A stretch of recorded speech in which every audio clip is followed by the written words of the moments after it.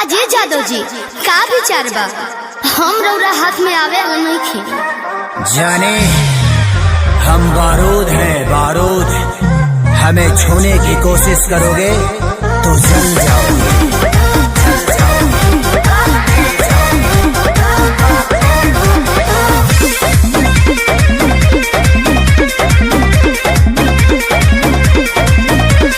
गुंडा कर दे बाबू तोहर चले नहीं, अच्छा मिली ना ऊंची झवा जौन तोहरा चाहे देवे के अरे सीधे सीधे बनबू की, सीधे सीधे बनबू की गोली चलबू हो। नाच के मलकिनी जी कहाँ नाच के जइबू हो। कहियो ना कहियो जानो जी के छाछी मयइबू हो। नाच के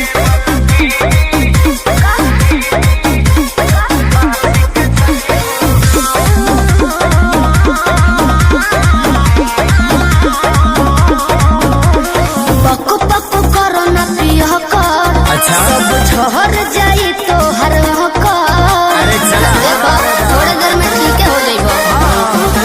पक पक करो ना पिया कर, सब झहर जाई तो हर कर। जाने हल्का मिलाना यही रान के, अच्छा। आज रात भना चाहे तो है बांध के। अयो दादा ढेर मत फेंको। सुना हाथ काथा पाठाई सन, हाथ काथा पाठाई सन कहीं न पैबू हो। नाच के मलकिनी यस कहाँ नाच के जइबू हो। कहियो ना कहियो जानो जी के छाछी मयइबू हो।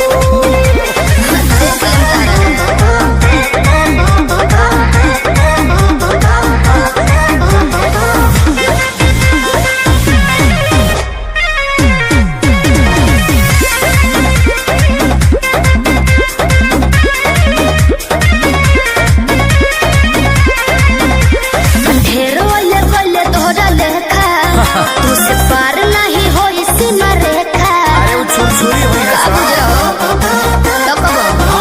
अरे ढेरो ले गले तोहरा लेखा, तुझसे पार नहीं हो सीमा रेखा।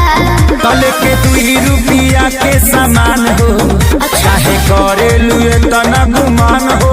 रही ना हमरो हिंग रही खेसारी 20 साल के आगे, खेसारी 20 साल के आगे का भाव देखइबू हो। नाच के मलकिनी का हो कहाँ नाच के जइबू हो। कहियो ना कहियो जानो जी के छाछी मयइबू हो।